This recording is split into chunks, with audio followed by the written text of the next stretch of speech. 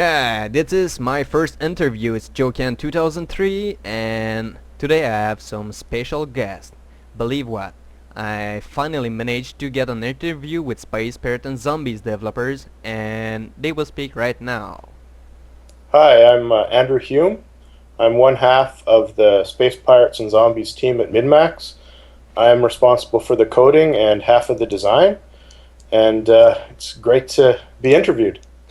Hi there, I'm Richard Clifford, and I'm the other half of MinMax, and I'm responsible for all the art and sound effects and that kind of thing, as well as my fair share of the design. Peter Frog would like to ask, was developing, coding, or drawing, whatever else you are doing for Spaz a hobby at one point?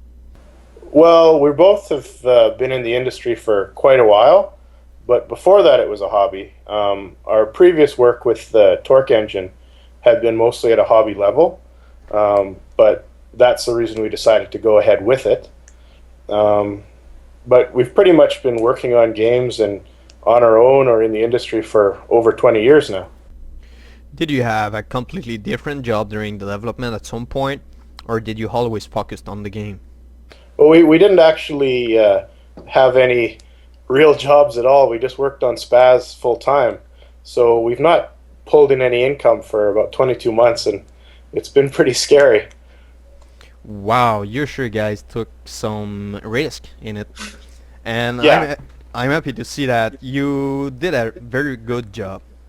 Also, the last question from Peter Frog is, how did you come into development?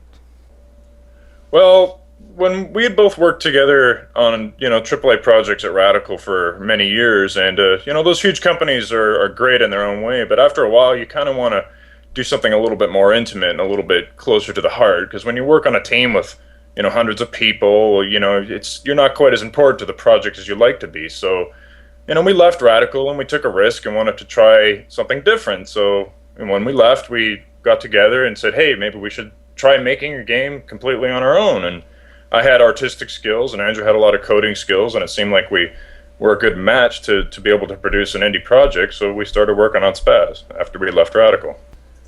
Great. Last Cypher asked, what were your major influence in the development of this title?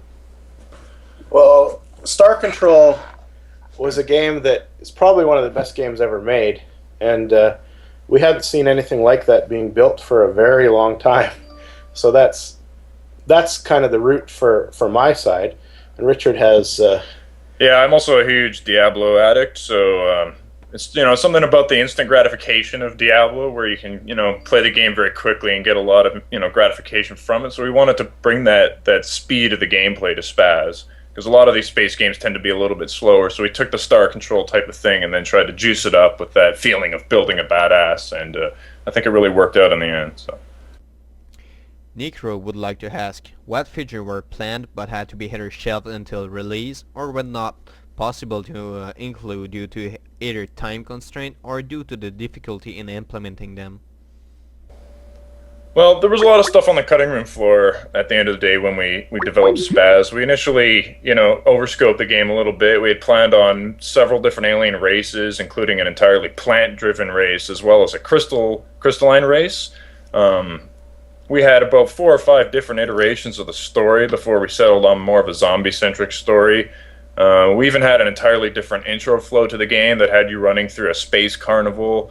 So we iterated a lot, and we had to make a bunch of cuts to keep the project lean and focused, but it's just part of the development. So.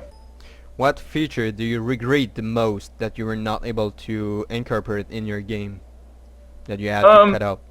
I don't think we specifically regret any of the cuts we made, because when you cut a feature, a lot of the time it's usually because it's not fitting with the design, and overall the game is better off without it. So I mean, there are certain things we would have liked to do that we never did, because there is time constraints and we're just 2 guys and we only have so much money and scope and everything. But I don't think we cut anything that we felt we regretted it. The game was better because we took certain things out of it, or refashioned certain things.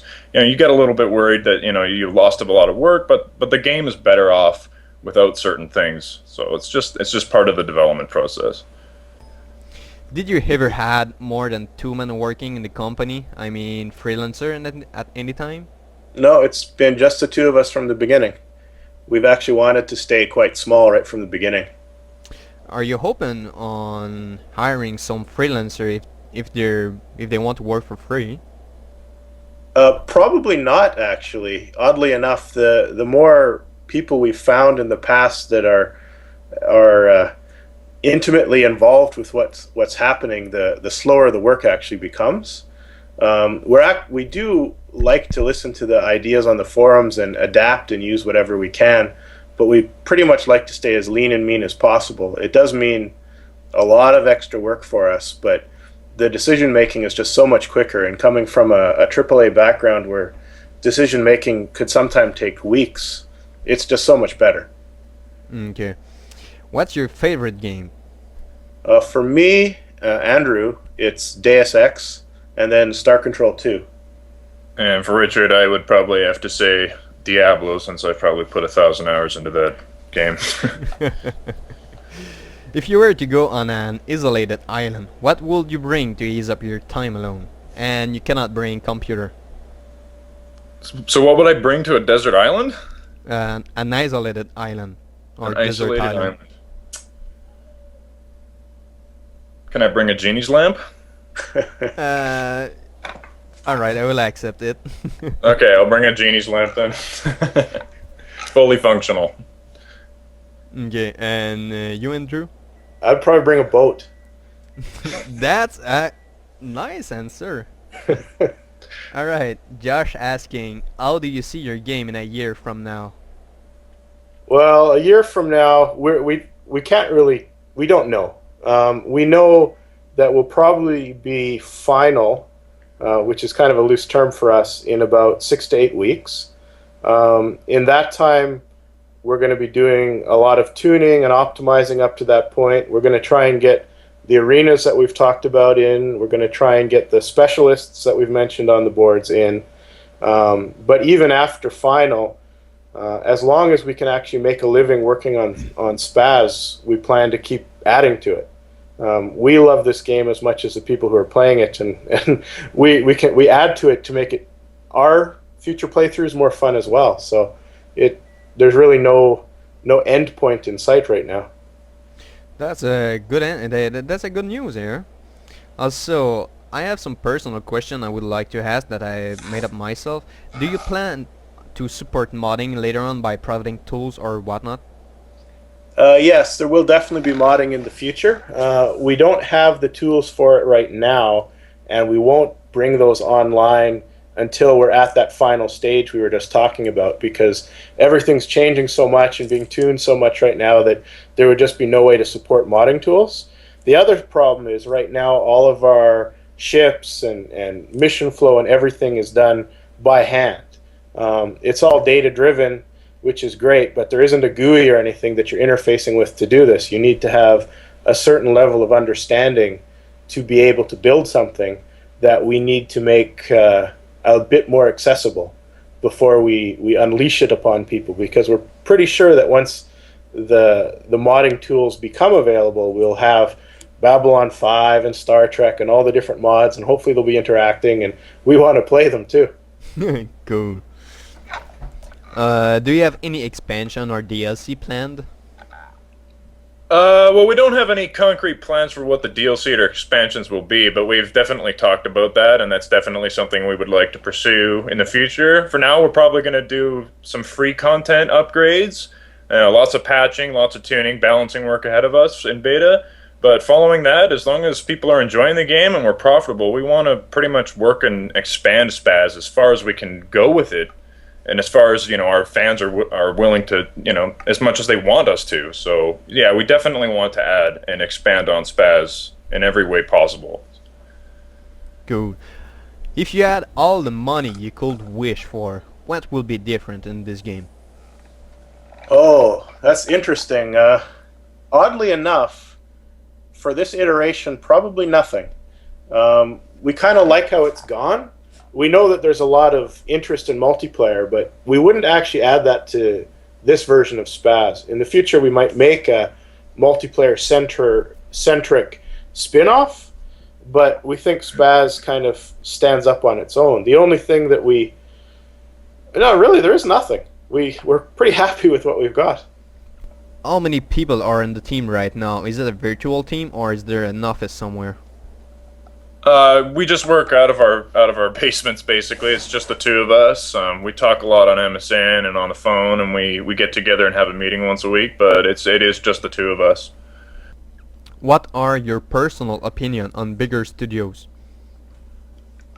Well, my personal opinion with bigger studios is that like they're great because you get the high production values from all these projects. You know, and people really like games like Halo and Call of Duty, and they do look really awesome. But I find after working in a AAA studio, it's just the projects are so expensive that it really kind of puts a limit on how risky your project can be. So, you end up with a lot of shooters and that kind of thing. And, we took a risk and we tried something different, and it took a lot of rework, and it was a total gamble. And I think we ended up with something really cool. But if there was, $30 million behind this project, it just wouldn't happen.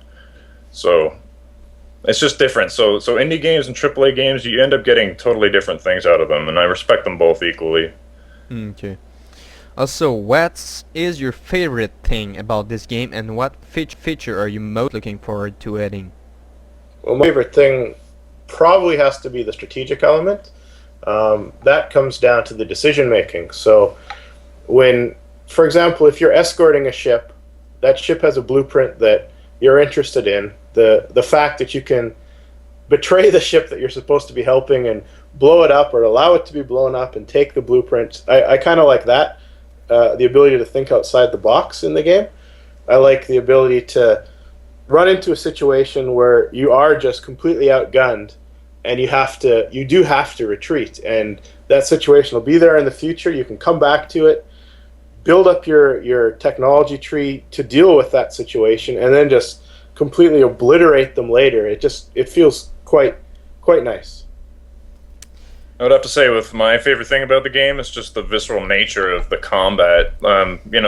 We suck little dudes out into space. We got spherical shockwave explosions, wreckage, bits and pieces coming off everywhere. It just looks gorgeous. And when a ship explodes, data and minerals are flying out like a bag of Skittles, and it just feels great. So it harkens back to that, that Diablo sense of gratification and looting and stuff. And I think we really delivered on that, and I really enjoy that.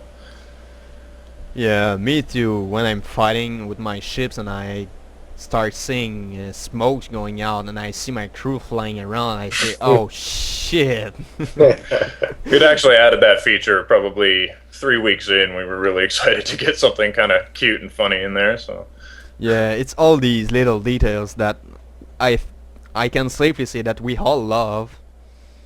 Well, thank you.